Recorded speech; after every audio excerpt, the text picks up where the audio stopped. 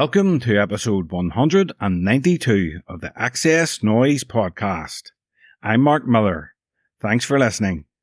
In this episode, I speak to Betty Boo about her new album, Rip Up The Rulebook. If you missed the previous episode, I spoke to Caz Sandu from Blitz Vega about their debut album, Northern Gentleman. So check it out, and if you like the podcast, please subscribe on your favourite listening platform, give us a rating, and leave a comment. Betty Boo returns with her fourth studio album, Rip Up The Rulebook. Betty pays homage to her musical roots as a pioneer in the early UK hip-hop scene of the 1980s. In this interview, Betty talks about writing and recording the album. We also discuss her hits from the 90s, performing on Top of the Pops, upcoming live shows, and lots more. So sit back, relax, and enjoy the XS Noize Podcast with Betty Boo.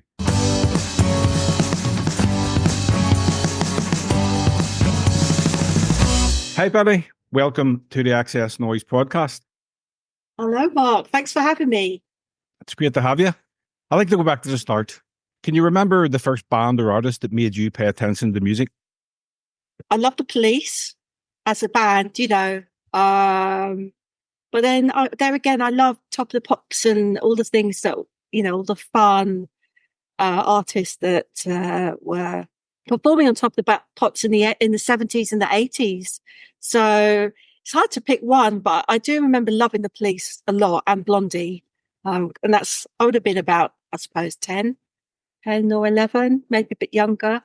Zenyatta Mondata, that album I liked. My dad bought me that. And the one with The Tide Is High on there, I bought that album as well. Yeah, great choices. And Top of the Pops, what an institution, It's a pity it's not around anymore. It would be great. It would. That'd be something to look forward to on a Thursday, wouldn't it? Yeah. Well, you rose to fame with your unique blend of pop and hip hop and dance. So who were your biggest musical influences from those genres when you started? Well, for me, I love the whole culture of hip hop, full stop. And my interest really started, I'd say, when I was about 13, 14. I came quite late to it, really, because I was really into like pure pop. And then when I discovered hip hop and I heard Run DMC for the first time, and also growing up in London, West London, I used to listen to pirate radio. So that would sort of inform you of the DJs back in the day that would have been to New York and bought the freshest tunes from New York. And a lot of them were hip hop tunes. So, and then it developed, I think artists like, Salt and Pepper is quite an obvious one for me because they were females and the ones that were really breaking through. There was an artist called Roxanne Shante, I was obsessed with, loved her style. I also loved artists like Big Daddy Kane because he used to rap really fast. So I would actually write down all his words and try and execute it at the same time and rap along to his records.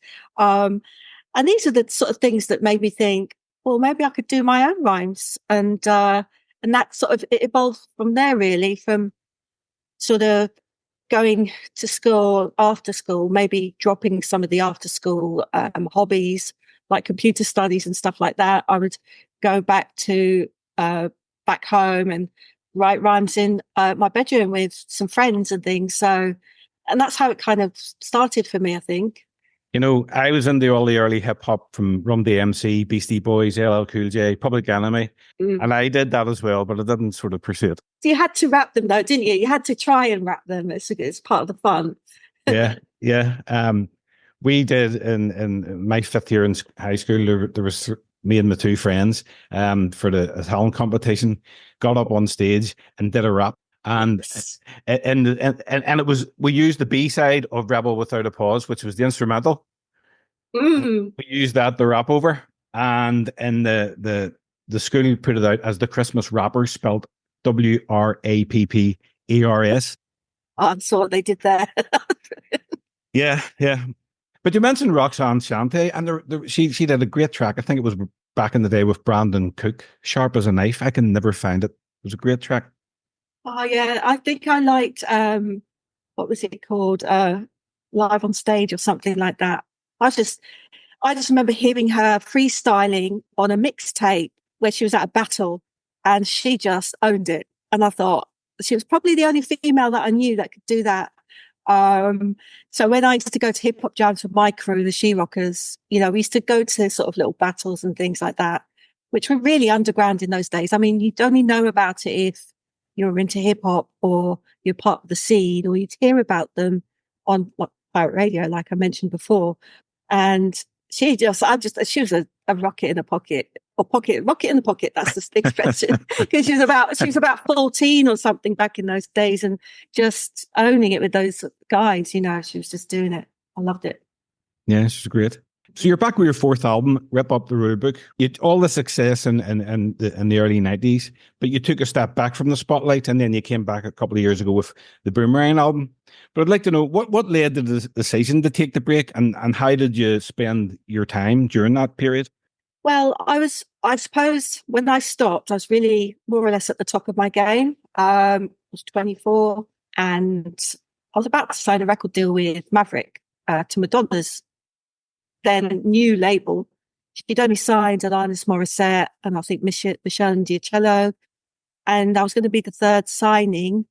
And I got to the point of contracts and things. And I really wanted to sign, but then my mum fell ill and I'd already lost my dad.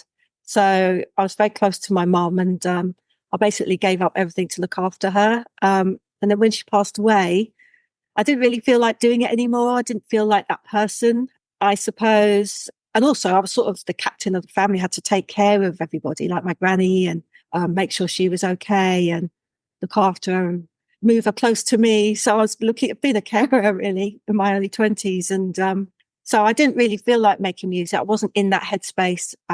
But gradually I got back into it because I got asked to write songs or join sort of sessions in the studios with artists and see if we could come up with some tunes and things. So a lot of A&R guys asked me if I could join certain artists, and I did that, and it kind of, I did some stuff, went to LA. This is shorthand really, but I did a lot of writing for other people. Some big tracks.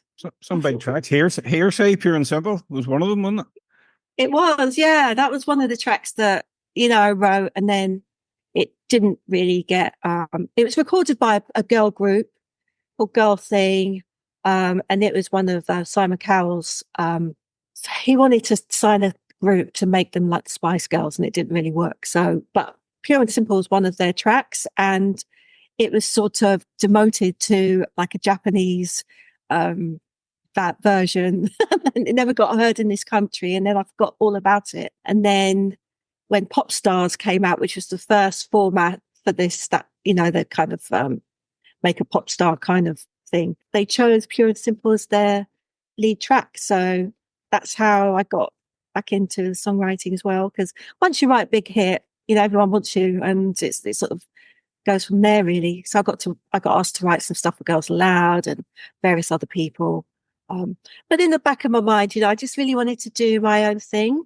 I felt like it was a bit too, I enjoyed writing for other people and being with other artists. Actually, it's a really, really nice experience. Like I've worked with Sophie Ellis-Bextor, Paloma Faye, they're really talented.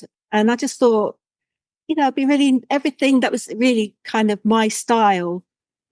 I couldn't put it out there, So I thought one day I must make a record for myself. And eventually I got to I was edging up to my 50th birthday, and I thought, hang on a minute, where's all that time gone?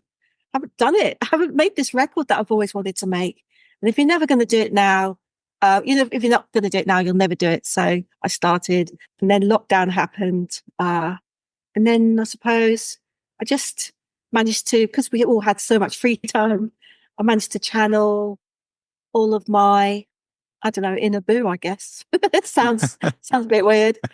But I had to find my voice again somehow, because I gave up at such an early age. And what was I going to sound like now, much, nearly 30 years on, really. So I found it, and I'm really proud of the stuff that I've done recently. I think it's my best work. Yeah. So here we are today talking about it. And I never thought I'd be doing it in my 50s, to be honest.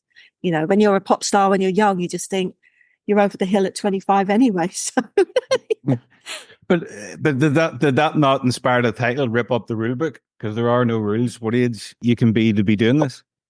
Well, this is it. That's what I wanted to put across. And I wanted hopefully be inspiration to other people out there who feel like they're not seen, or, you know, that life doesn't stop at 50. And it does sound like a cliche, but I really didn't want that to happen to me. I thought, I'm not done yet. I really want to keep making music. And so what if I like rapping? It's something I did when I was younger, but Chuck D still does it. LL Cool J still does it, you know. And then Chuck's a lot older than me, but I think LL's probably my age. I turned 50 in a couple of weeks, so I'm glad. I take inspiration from what you said. Honestly, seriously, once you're on, you get the momentum. You don't listen to you know, it's nice to have a focus and to do these things. And really, I mean, I moved house last year, and I came across a load of photos from my childhood. And there's one little picture of me on my second birthday, and I'm with my granny, and I'm blowing out the candles on the cake, and I'm 2 years old. And I was trying to work out how old my granny was then. I used to call her nanny. And she would have been 50 in that photo, but she properly looked like a granny. Like in those days, 50-year-olds, I think as soon as you turn 40, you look like an OAP. I thought, oh my God, things have moved on a lot. Absolutely. So there's so many brilliant tracks on the album. Let's talk about some of them. The album was preceded by the lead single, It Was Beautiful, which is a great track. It features drum and bass producer Hacks. So why did you decide to put that track out first?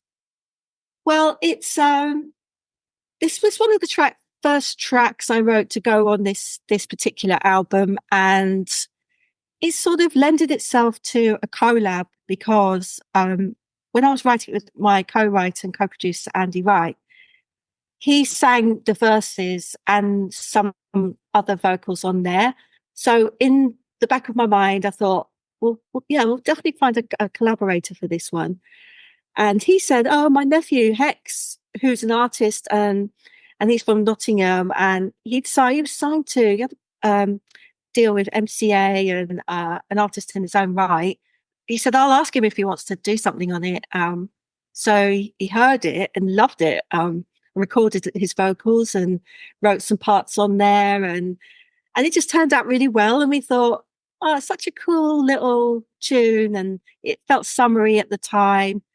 And also I like to write songs that I don't want to keep writing. I want to keep writing different types of songs, you know. And I guess that's because I've written with lots of different artists. So if I want to write something poppy, it could be completely different. It can be any genre, really. I mean, I've written on my second album, I had a country song on there back in 1992. So I really do like sort of switching up the styles a bit. So that's how that came about. Yeah, the album is very diverse, but it's very uplifting, which is, you know, continues what you did before, you know, away at the start. You know, the album's title track, Rip Up The Rulebook, you duet with Grandmaster Caz, author of the lyrics to Rapper's Delight. Mm-hmm. I love the 80s hip-hop vibe in the track, but it still sounds fresh and modern. It does. And again, this started out as a kind of a jam. I had this lyric. I was at home and I was going, it's time to feel free. Come on, be free. You know, it's like this little thing. And then just put it down in my own little studio. And I built up some ideas. And then I took it into the studio to Andy in London. And he played this amazing bass line.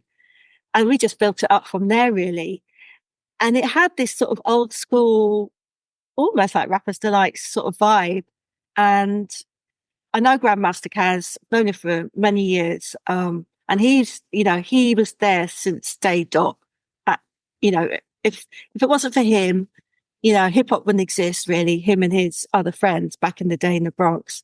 And I always said, if I ever make a record, do you want to feature on it? And he said, yeah, of course. So I finished the track and then sent it to him with a view for him to write a rap and maybe do some more vocals over the top. And he said, oh my God, this is a jam. This is amazing. And before I knew it, he'd recorded he wrote some rhymes and it really just took it up a notch. Like it just was the icing on the cake.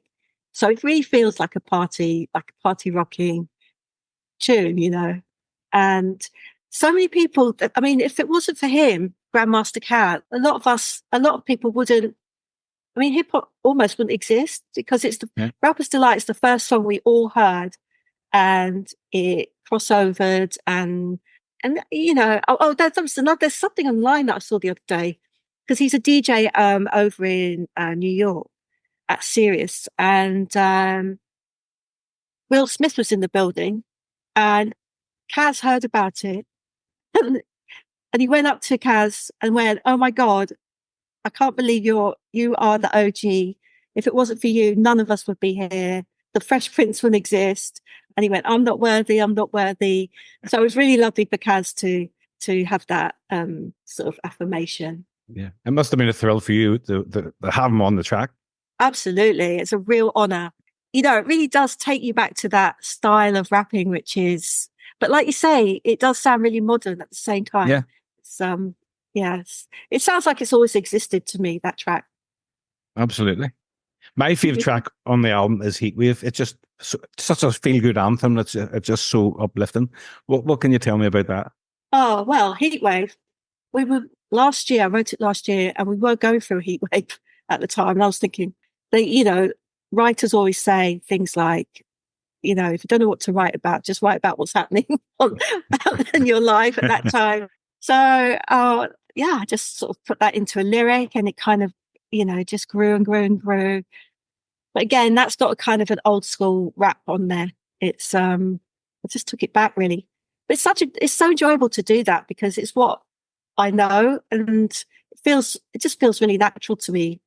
It could be the sort of music I should have made when I was in my 20s, maybe. I don't know. Mm-hmm. It's sort of coming out that way now. So old school rap is the best. I can't really listen to rap beyond sort of the 80s and sort of maybe early 90s. Yeah. There's a lot of great stuff that's come out. There's some really exciting stuff that's out, especially the females. They are breaking boundaries these days quite a lot. And it's not for everybody, but they are really running the world at the moment. So it's quite cool to see. Yeah, but you were there at the start and you were pushing those boundaries initially. So, and they're taking inspiration from you. So that must feel amazing. Oh, yeah. It's great. I know. It was, the odds were against me definitely back in the day. Because on paper, this little brown girl, half Malaysian, half Scottish, started rapping, wrote her own tunes in her bedroom. So yeah, on paper, who's going to sign her? But when I wrote "Doing the Do" and "Where Are You, Baby" in my bedroom, because I built a little recording studio in my room.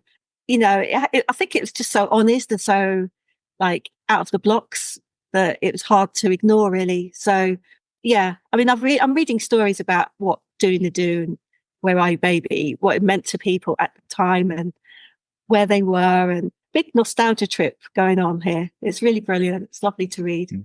And your image back in the day, there was such an amazing visual presentation in shaping your identity as Betty Boo. So, from how you looked and videos. So how did that come about?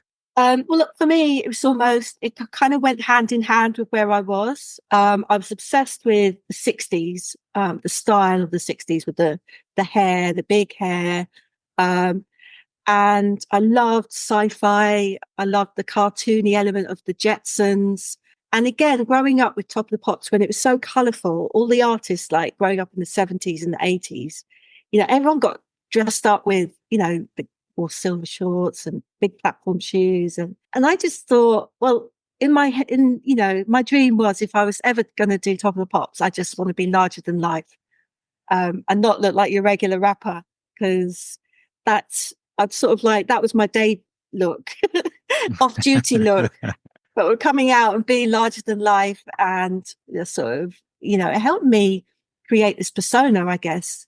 And I think that shows because it was very cartoony, as you said. Well, it's cartoony and spacey, and I had the outfits made. I designed some outfits, and my stylist at the time, his name was Jimmy King. He'd go and get them made, and it's just a brilliant time, just really fun. But again, it helped you become that person and not the regular sort of boring Alison that I am. What song on the album do you feel most connected to, if you have any?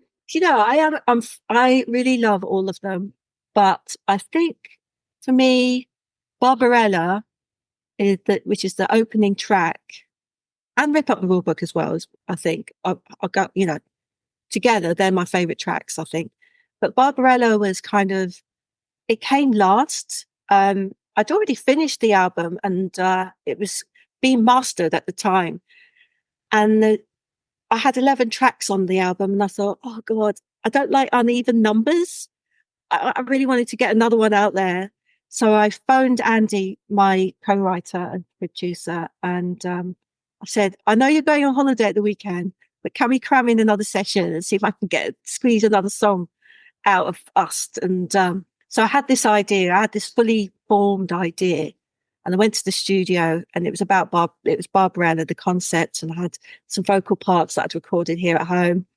And by the end of that week, Friday, we'd created a new record. So we were mixing it on the Monday, had it mastered on the Tuesday, had it added to the album on the Wednesday. So it was, give or take, that was a buzz really to do that. But because I run my own record label, I was able to do that. And that again is the freedom I love having.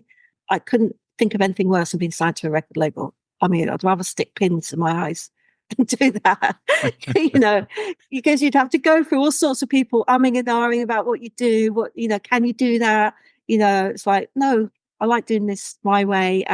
So, and again, I was able to, I had a big headline show at the Islington Assembly Halls in June, and I performed it there for the first time, but it was only like 2 weeks old, the song. So it was a bit risky performing a song that no one heard before, but it went down so well. I had so many messages saying, oh my God, we love that song. It's brilliant. And by the middle of the song and the performance, everyone was singing along to it. So it was a really good sign that I made the right decision. So Barbarella, I think, is the standout track for me, but I love them all. I do. Yeah, it's a great way to start the album. Good night out. What's your idea of a good night out nowadays?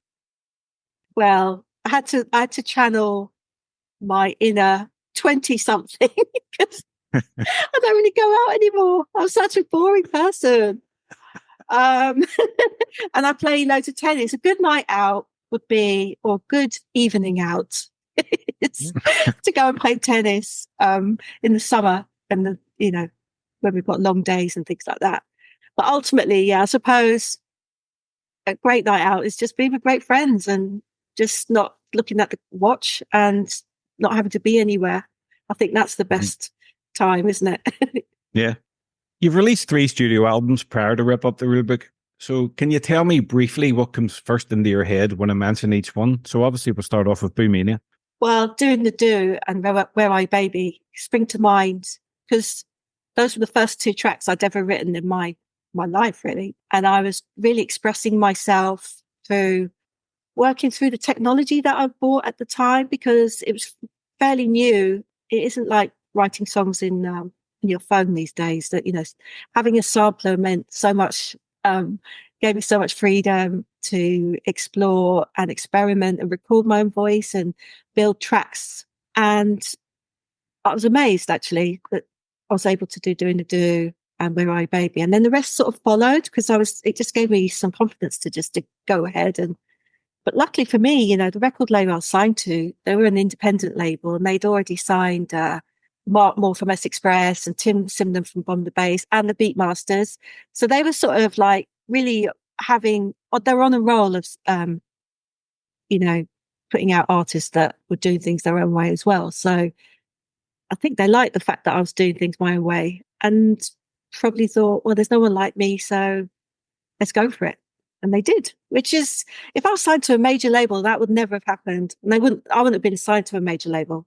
But at the same time, I wasn't really looking for a deal either. I sort of stumbled across being a featured artist on the Beatmasters track because I was a known rapper at the time. And I didn't really have plans to be an artist. I was just doing my thing, you know, and I certainly didn't want to be famous. And I didn't really think I was going to be on Top of the Pops again. You know, I thought it might have been just one of those amazing experiences with the Beatmasters. But yeah, it just sort of took off really, and the rest is history. And what was your first performance on Top of the Pops like? How much did you enjoy it after, as we said at the start, you know, it was a big institution. Everybody wanted to be or watch Top of the Pops and be on it. Yeah. Well, being on Top of the Pops was the ultimate thing to be on. And, you know, and the process of putting out music in those days was, it was quite straightforward, actually. But because my music was sort of crossover dance as well, like, for instance, doing the Do, we put out white labels and the DJs were sent, there was a list of DJs that you'd send records to nationally, and then they would send feedback. So this whole process took like weeks and weeks and weeks after once you got everyone's feedback. And then the record label and the strike force would get an idea of what to do promotional, you know, in terms of promoting it. And then they'd be interested, and you might make it inside the top 40. And if you did in the first week, you'd get an appearance on Top of the Pops if they would have you, or they would show a clip of your video. And then the following week, then you'd step up the promo and you do some TV, kids TV, blah, blah, blah. You might get the chart show, get into the top 20, then it would be the top 10. And then, you know, it'd just be quite straightforward, really. But yeah, Top of the Pops was the best thing. But it was really weird because it wasn't what I expected. Because I lived just literally around the corner in Shepherd's Bush. And I often used to see artists go there or driving around in Shepherd's Bush. Like, for instance, me and my mum saw Depeche Mode, and they're in this little Ford Escort, I think, all together as the band. It must have been when they first started. And they rolled down the window and asked my mum where Television Centre was. That was really cute, you know, these young guys. And we said, oh, it's in that direction over there. And it was really funny.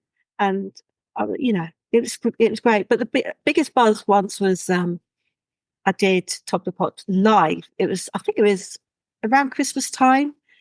So I did my performance and I was able to leave, because in the old days you'd have to wait. If it was pre-record, you'd have to wait until it had finished, and then they'd say, yeah, you can go home now. But I decided to do my performance, get in the car with all my clothes on that I still had on, like my silver suit and everything, and go home and watch the rest of Top of the Pops at home in my living room with my mum. And I just thought, I'm not sure if anyone else has done this before. I love that. That's amazing. That must be a first. Yeah, I'd like to hear other people's stories, but I literally was 5 minutes around the corner. Your second album, Girl, It's Betty Boo. What can you remember about that? What comes into your head? Well, I signed to a major label at that point. I signed to Warner Brothers. Somebody called Rob Dickens signed me. And this was a big step up because I kind of, they had lots of money to put into videos and promo and stuff like that. And I remember writing Let Me Take You There, which was, that was the first song for that album. And I loved that song so much. At the time I was writing with a guy called John Coxon, and he said, oh, I got this idea. Maybe we could sample the Four Tops, and that became the chorus. And then I'd write some bits in between. And it was a beautiful song to write, actually. In the old days, like the songs that I wrote for Boom Mania were on a 16 track. This one got into like 32 tracks, 64 tracks. So the studios were bigger and posher. So it was a lovely experience to have those studios to work in. They're very, very posh, but maybe a bit too posh for me because I like things to be a bit more rugged and less polished and less glossy. But I love that. I enjoyed that album. I mean, Madonna famously said that she loved that album so much, and she thinks I was terribly underrated. Or I got horribly ignored or something like that particular album, because I don't think it didn't do as well as the Boomania album, but all the videos that I did and stuff were really, and the photos and things were great, so it's a good experience. And then you come back all these years later with Boomerang. I know, crazy. I must be a crazy lady to put myself through all that.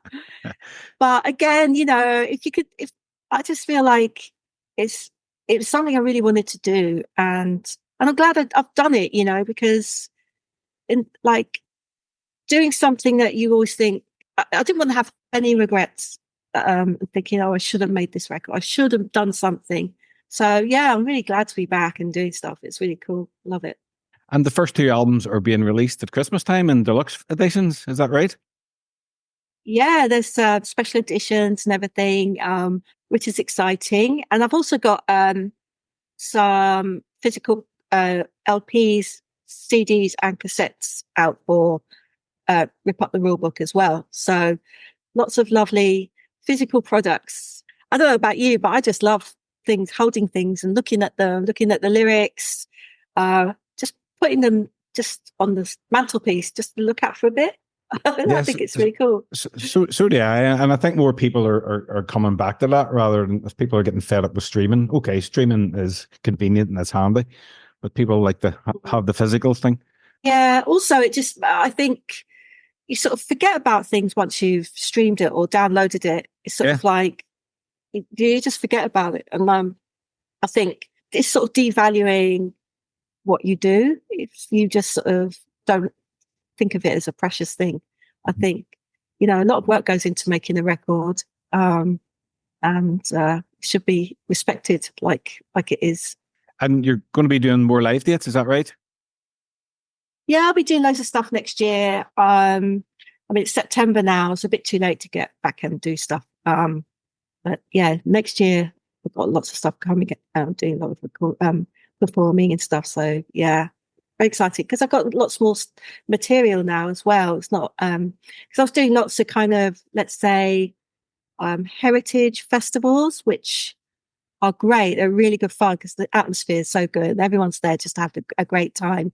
But actually, the festivals I did last year, a lot of them weren't heritage ones. And in a way, I don't really like the name heritage, because it's why are you a heritage act? Why aren't you just the acts that you are? I think it's just a lazy kind of description. So, I mean, when you come back after such a long time, you are like a new artist in lots of ways, because you've got a lot of work to do. And especially, you've got to reconnect with who liked your music before and things like that. So, but it's really enjoyable, and I can't wait to get out there live next year. It'd be brilliant. I like to ask my guests the following questions. For us music fans, music is the soundtrack to our memories. So what song or album, when you listen to it, brings back the best memories for you? I'd say Beastie Boys, License to Ill.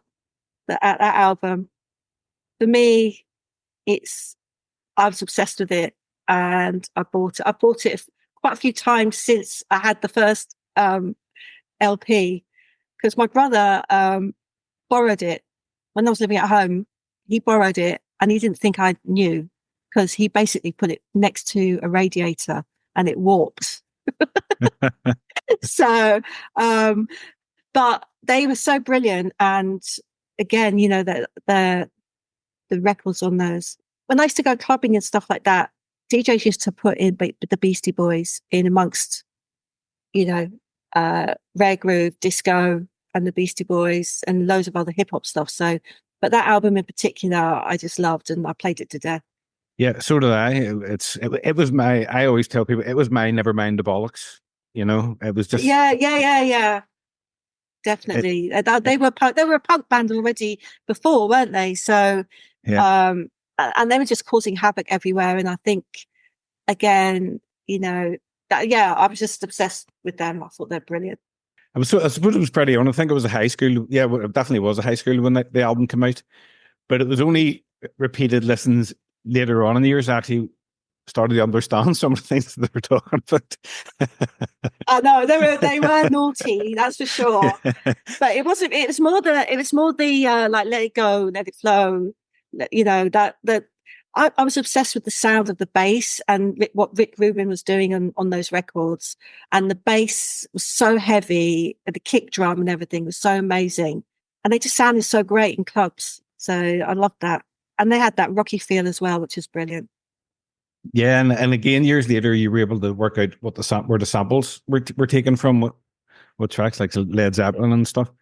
Yeah, there's quite a lot in there, which, I mean, it's to do with the technology at the time, because they had, the sampling technology was so good, and you could put it into drum machines and things like that. So it had this sort of really unusual quantized feel to it, which gave it that amazing sort of swing and rhythm and stuff. So that's brilliant. But also, Public Enemy No. 1, I think, is another album that yes, which was Rebel Without a Pause that was the album, wasn't it? I think. No, yeah. Yo Bum Rush the Show. Yeah, Yo Bum. Yeah, that's the one. Yeah, sorry. 50-year-old moment there. Sorry. No, I was obsessed with Public Enemy as well. It's the same sort of era, really. They all come out at the same time, and it was brilliant. Such an exciting time for music and hip hop generally. But again, I think it was so inclusive what they did, because when you went to the concerts and things like that, you saw everyone. You saw white kids, black kids, Asian kids. It was a way of everyone coming together and loving the same thing, which was brilliant. If you could go back and relive one musical moment from your career, what would it be?